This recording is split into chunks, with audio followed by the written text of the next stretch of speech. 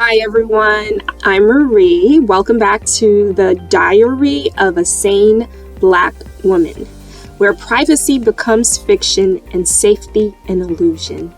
This series stands as both documentation and resistance, a refusal to be silenced despite overwhelming odds.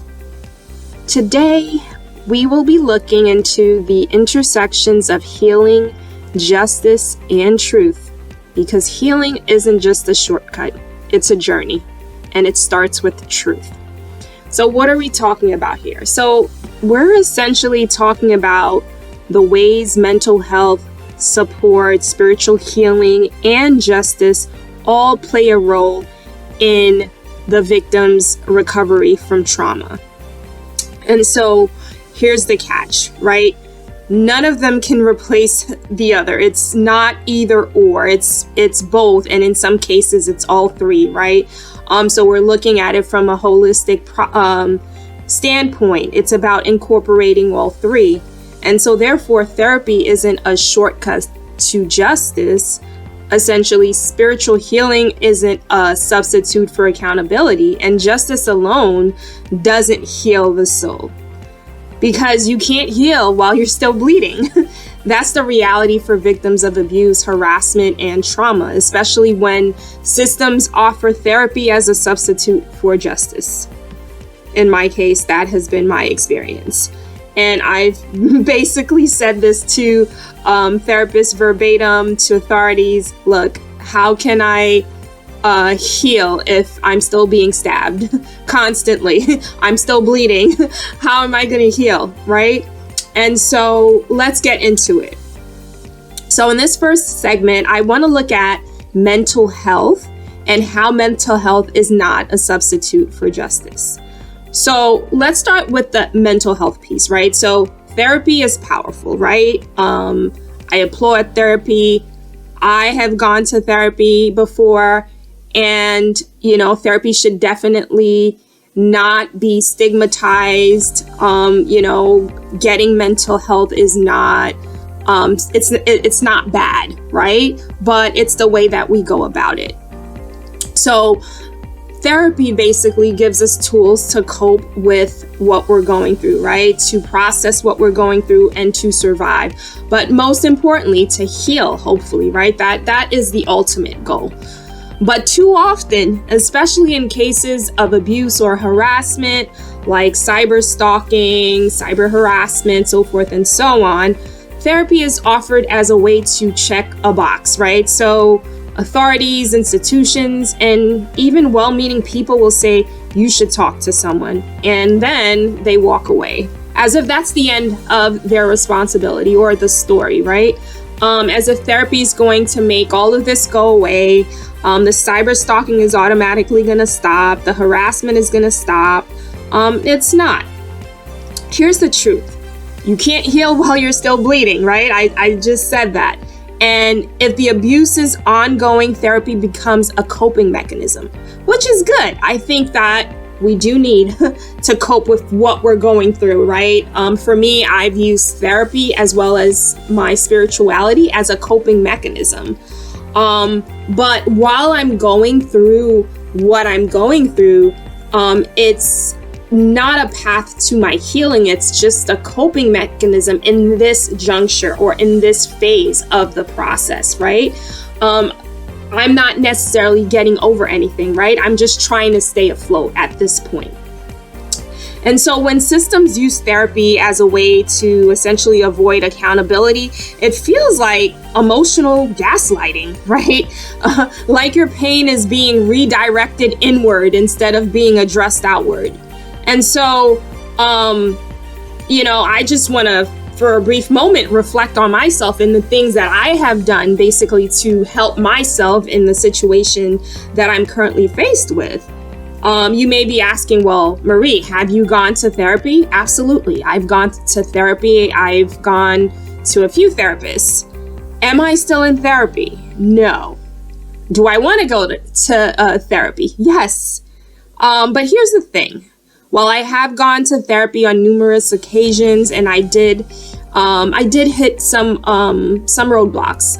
And so the first roadblock for me was the privacy piece, right? So I'm someone that is being I'm being digitally stalked, right? Cyber harassed, cyber stalked everywhere I go. It doesn't matter where I go. They're there in some way. They're tapping into that network to basically stalk me. And so, to no fault of the therapist, somehow my therapy sessions / topics of discussion were getting leaked.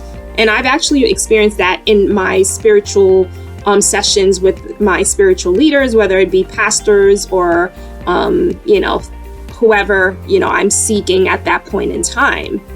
And so in my experience, at the time when I was going to therapy a couple of years ago, I would go into class. I think it's been a year plus. It's not 2 years yet. I'd go into class and have the students would basically be making subliminal comments or ask questions hinting to subjects and topics that I discussed in my sessions. And so imagine, how would that make me feel?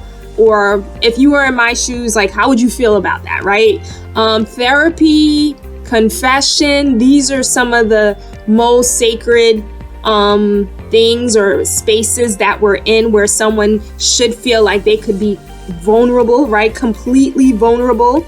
And if there are people spying on your sessions or leaking info to third parties, it makes it really hard to dive deep and talk about what really has been going on, how you're feeling, and essentially tapping into the deeper feelings or the deeper experiences that you had throughout your lifetime, and basically uncovering those things so that, the therapist can help you have a significant breakthrough in your healing process. So my first roadblock, as I mentioned, was the privacy issue, right? And again, to no fault of the therapist, it was just basically the cyber stalkers.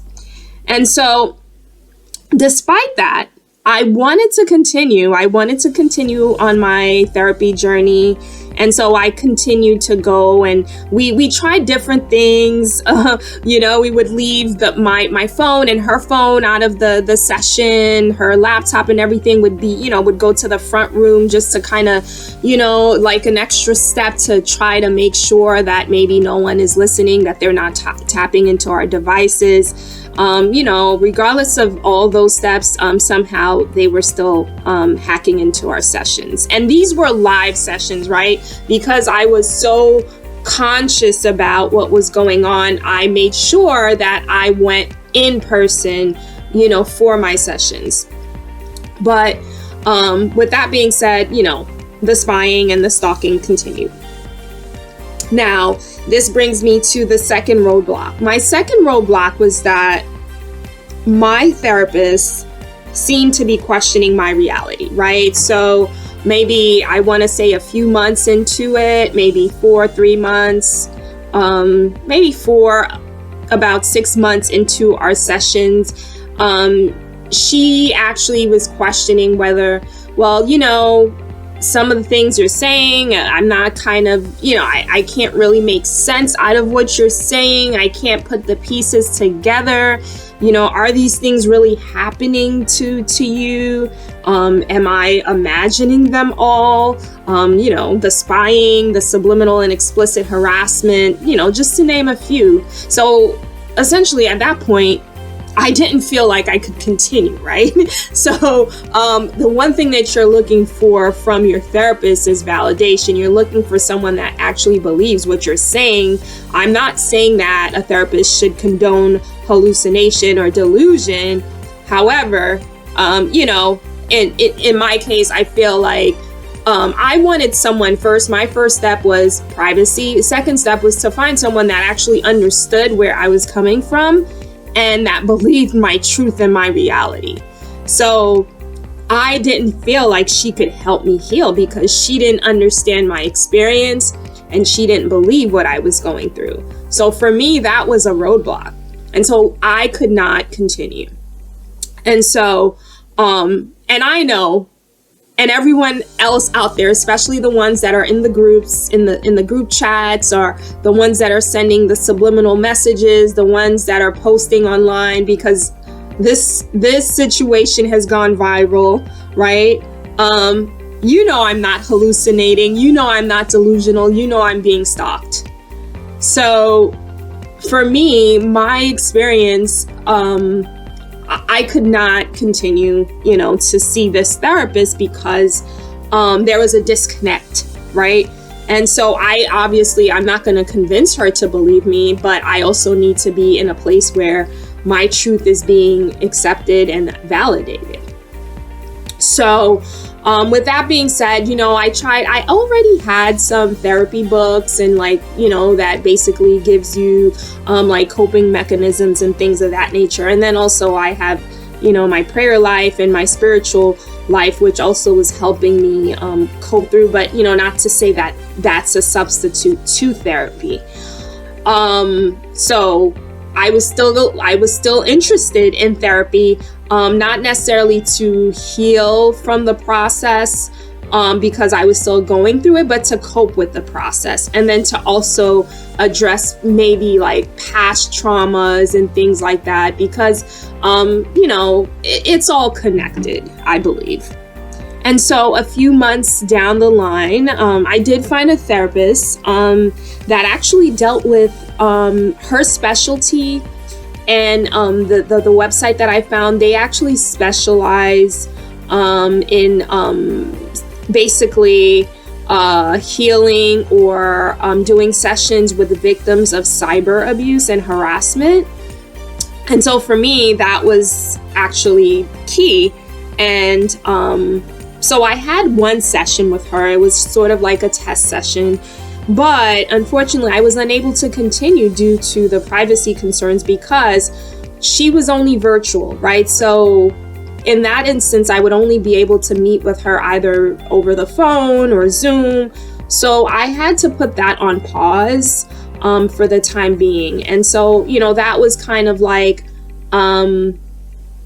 the steps that I personally took, I voluntarily took to actually seek help or, seek a therapist to kind of help me cope with what I was going through. Now, that's not to say that's the only time that I've been to therapy. I've been to therapy before for other things, but, for this particular situation, these were the two instances that, I actually, went to therapy and, I sought out a therapist. So now this, as I said, this was me seeking mental health services on my own. But now, let's fast forward to mental health services or therapists being recommended to me by authorities or, the powers that be, right? So let's start off with my university.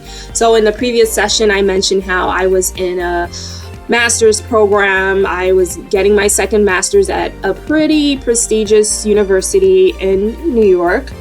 And,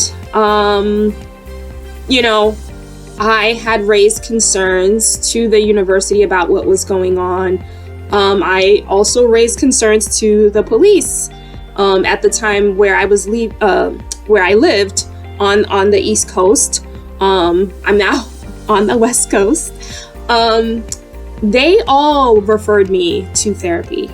And when I brought up my situation, when I made complaints, formal complaints, and the therapist and the therapy that my university recommended, at first I was a little apprehensive, and I even told the therapist that a few of them called, and I was just like, look, let's address the situation. You're not even looking into the situation, and you're just by default recommending me to therapy. That did not make any sense to me. Eventually, I would say maybe 2 or 3 months down the line, as a formality, I did go to a couple of sessions. But also noticed that, that was it, right? For them, that was the check in the, in the box. That was just okay, we did what we needed to do. And they didn't do anything beyond that, right? So not even a visit to our virtual class to observe and see what was going on.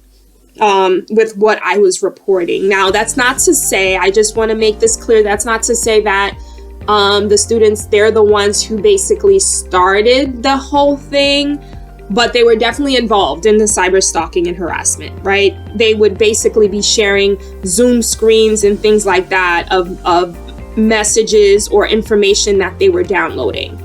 And this whole cyber stalking situation kind of magnified and started basically snowballing during that program. And there were some key individuals that actually caused it to explode and snowball. So, you know, there is some accountability on their part too. So, but that's not to say they're the ones that started it. I just want to make that clear. So that was that. So I just kind of felt, to be honest, I was just, I don't want to say defeated, but I just felt like, you know, they were not in my corner. They were not in my corner. The professors weren't in my corner. The dean, you know, you name it. They were not in my corner. They were basically looking out for their best interests. And obviously they didn't want to give the program a bad name. It was a very new program, right? And so, in my opinion, I don't think they wanted to kind of ruffle feathers or, you know, add any friction. But, you know, the easiest way to do that was basically to refer me to therapy. And that's just, you know, my perspective on things.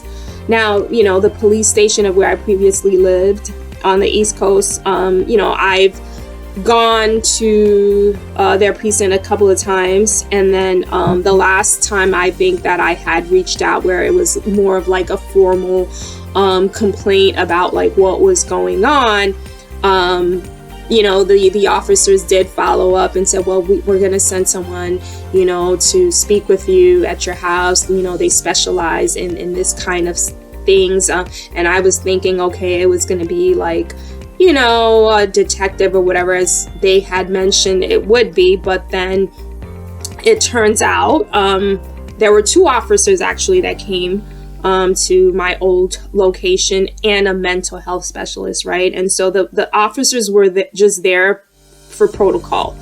They were there basically, obviously they're sending someone to my home. They don't know me, so that was just like protocol. And then the wellness person, it was like a wellness check. And, you know, he basically asked me a few questions, and he did basically a formal evaluation and observation during the visit, and also a review of my medical history from basically contacting the necessary parties. And so the whole mental health crisis that they were trying to pin on me wasn't plausible, right? It didn't exist. This was basically them trying to find a reason for, you know, what I was reporting and not deal with it. So they basically, the mental health professional basically said, you're all clear. I don't see any signs of like mental illness or like any crisis or anything like that. And so, you know, he went home. They went their merry way. And so, you know, that was that. And then, you know, I didn't hear from them from that point. And then fast forward to where I live now, I've had a few, I've contacted the police a few times. The police station referred me to the FBI because they have, the FBI actually has a special unit that deals with cybersecurity. But what I found is that cybersecurity unit really, I want to say that it pertains more to businesses rather than individuals. And then the instances where it might deal with an individual, it's just only for specific cases. It's not for like out of the box cases, or, you know, if you have like an other situation, right?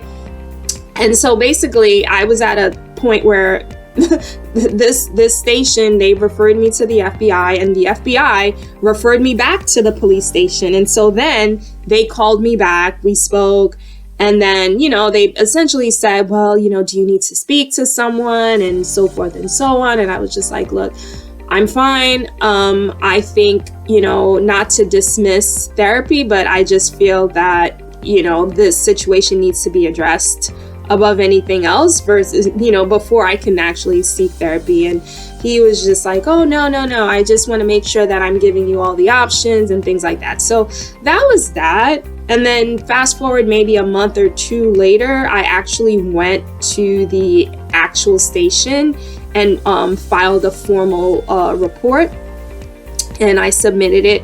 And then the person I spoke to at that time said, okay, someone will be calling you either tomorrow or in early next week, basically, to speak to you. They specialize in cases like yours, and they might have more tools to look into what I was actually facing in terms of the cyber harassment and the stalking, because, to be honest, the police stations aren't really equipped to deal with cyber situations. They just don't have the necessary tools.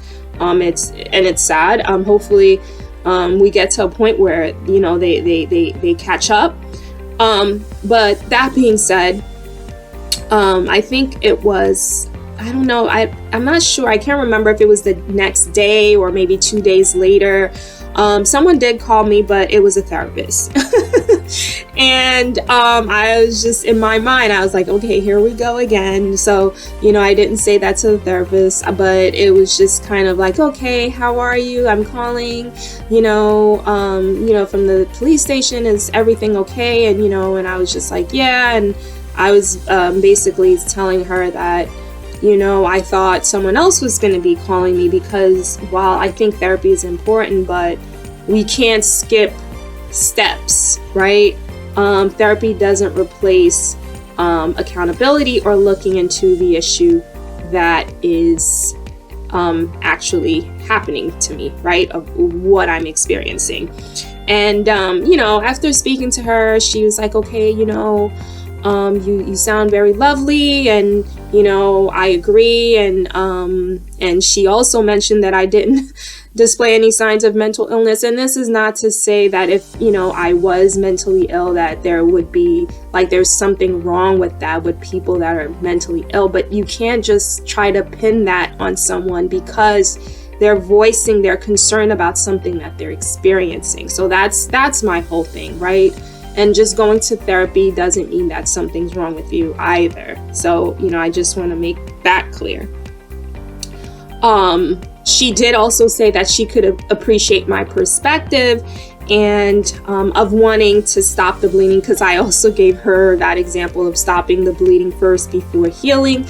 And she said she would let the person that recommended her, she would speak to them. Now, she was from the actual police station. She was like a therapist that works at the police station, but she said she would speak to them.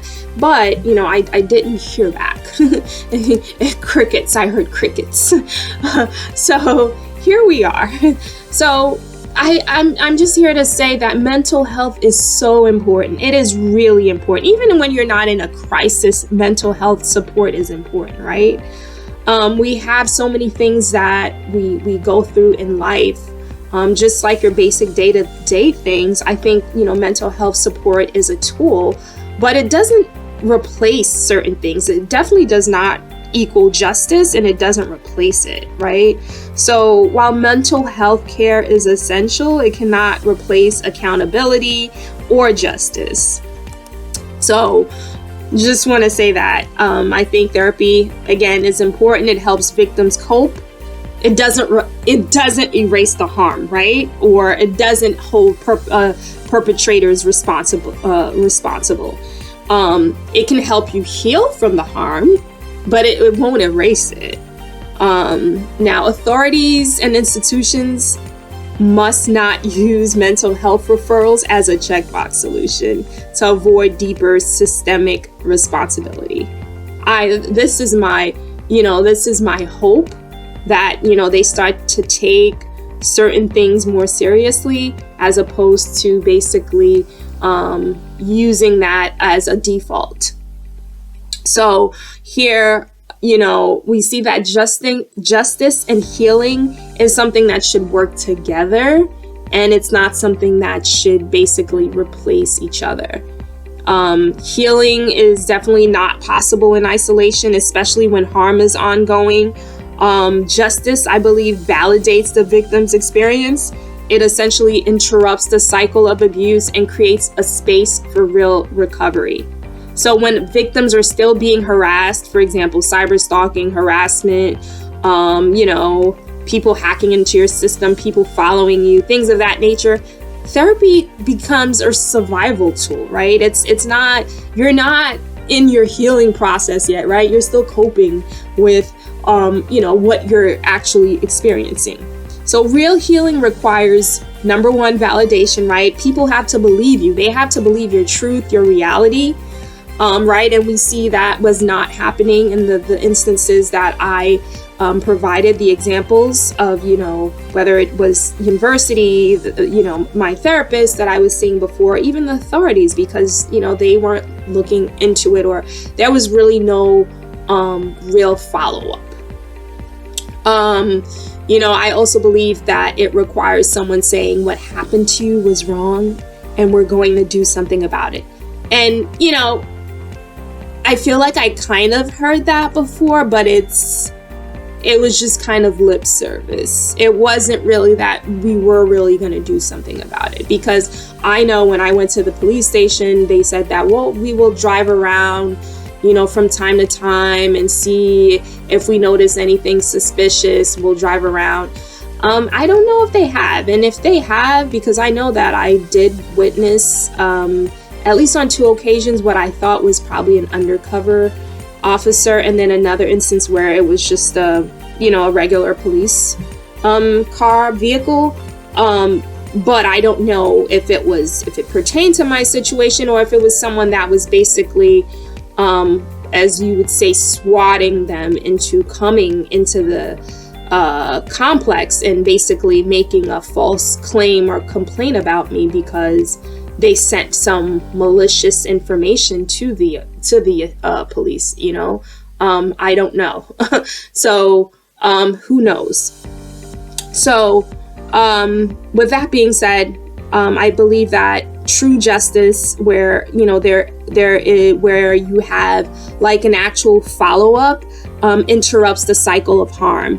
It tells the victim that you're not alone and you're not crazy, right? When justice is absent, therapy can feel hollow, like you're being asked to make peace with something that's still hurting you. So I think we need to really kind of take a step back and really look, and I'm saying we, as a people, as just like the systems that we have in place, we need to reevaluate how we deal with certain situations. Now, what's the danger of dismissal, right? Aside from me still like, okay, the victim will still experience whatever they're experiencing, right? And it's not just the experience, it's also the harm that's being done, right? It's one thing if you're experiencing these things, but there are symptoms, right? Of how these things are, harm victims.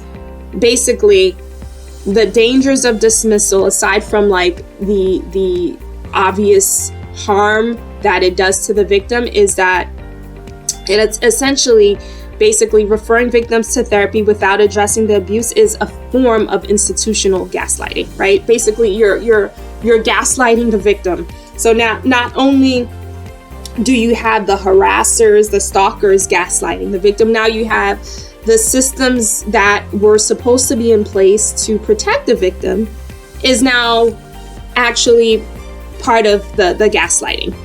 And so it also now shifts the burden of resolution onto the victim while abusers remain unchecked, right? And so basically it's kind of like, okay, you go to therapy, and so that should either make everything okay, or now the victim feels like, well, okay, now I have to try to basically deal with this situation or fix it on my own because I don't have the necessary support.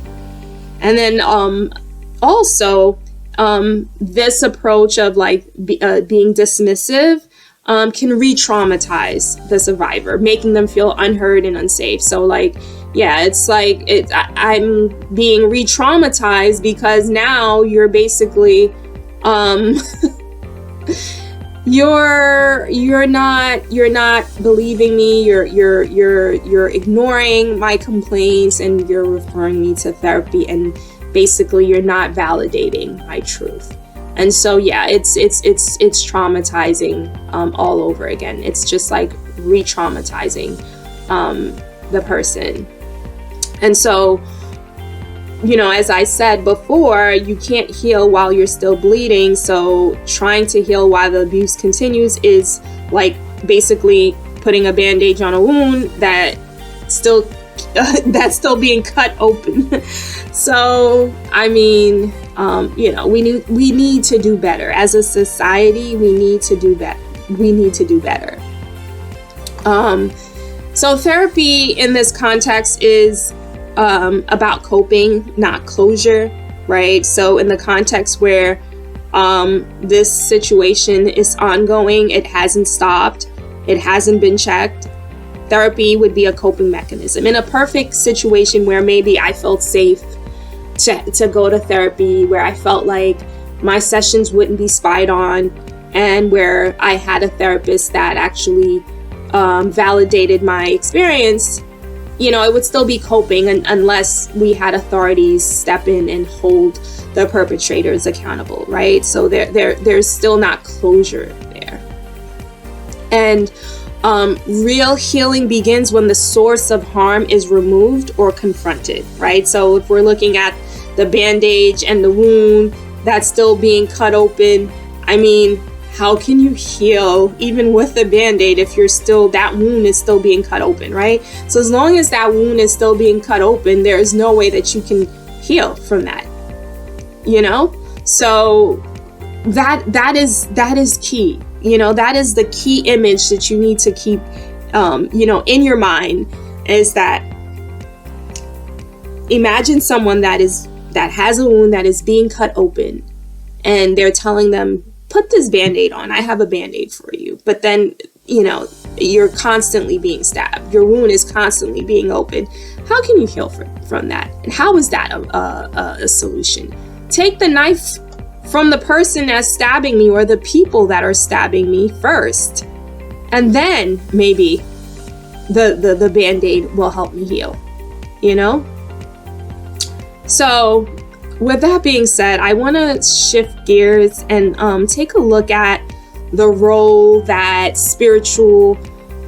spirituality plays in healing and deliverance in you know, in a situation like this. And so again, I think, you know, there are three aspects to it. There's the spiritual, there's the mental health aspect, and then there's also the justice aspect, right? And again, I feel like all of three work hand in hand.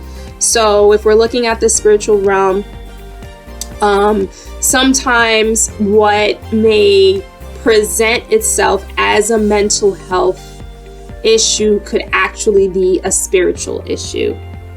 And you know, I've actually seen this in real life. Just, you know, going to churches where they've had like deliverance sessions where someone was basically tormented, and they thought, you know, their parents thought maybe they had like some type of mental health situation, or they had like a severe form of depression or what have you, and they were actually delivered from that instantly through spiritual deliverance and healing. So sometimes you have situations where there is like a mental health presenting symptom that is actually spiritual. That's not to say that you know, sometimes you might have both, right? There might be aspects of mental health that needs to be addressed as well as spiritual. Again, it's not saying that one replaces the other, but it's good to, you know, anyone that is a good spiritualist, and I just use that word loosely, that could be your pastor, your priest, or whomever. And then, they work hand in hand, right? I've read books on exorcisms, and the priest says that a good exorcist always works with a therapist, because sometimes, what you think is a demon is actually some type of mental situation or sickness that the person has. And then sometimes what you think is a mental illness is actually a demon. And so they have things that they do to basically evaluate the person to determine whether or not, it's actually a mental illness, or if the person is actually possessed by a demon. So, here we see that trauma isn't just psychological, it's spiritual. And so it's good to know what you're dealing with, but it's also good to know that you can't replace one with the other. So this, I believe, shakes our sense of meaning and our connection to something greater, right? Our soul. So spiritual healing, whether through prayer, meditation, or deliverance, can be deeply transformative. But again, it's not a replacement. It's a complement. And so, I already mentioned, the case of The Exorcist, me going to deliverance services and seeing people healed instantly, spiritually, right? People that were thought to have mental health issues. And so, I think that's very important. So we need discernment. We need the collaboration piece where these different professionals, whether it be the therapist, your spiritual leader, your priest, your pastor, working together with the therapist, and even probably working together with the authorities, right? With the police, with the FBI, to see exactly what's going on, to determine, okay, the therapist says that this person is sane, the priest is saying this person is sane. While there might be a spiritual component on in the situation, that does not dismiss the fact that, this person is actually experiencing what they say that they're experiencing, and that they're being cyber stalked, they're being harassed, regardless, right? Imagine, let's just say that the people that evaluated me determined that I had a mental illness, and I was still going through what I was going through. I was still being harassed, right? And I was still being cyber stalked. The fact that even if I was diagnosed with a mental illness should not dismiss the fact that I'm being cyber stalked or harassed. Those are two different things, right? Someone that's mentally ill can still be cyber stalked and cyber harassed. So that's another thing that we need to look at. So we really need to stop pretending that one form of healing can do it all, or that it's either or that, someone that's mentally ill can still be abused, can still be harassed, can still be vulnerable, can still have people, exploit them and things of that nature. So because someone is mentally ill should not be a reason to dismiss someone. And so, I think that's a good place to kind of move on. That's a good segue to our next segment. So we spoke about 3 different pillars of healing. We spoke about mental wellness and therapy. We spoke about spirituality, and we spoke about justice, because justice provides closure, right, to the victim. They know that they don't have to look over their shoulder, because as long as you have to look over your shoulder because you think someone's following you or you think you're not safe, that actually hinders your healing. So what does real healing look like? The most effective healing happens when Therapy helps you have therapy that will help you process the trauma and heal. You have the spiritual support that helps you reconnect, right, by restoring meaning and soul connection.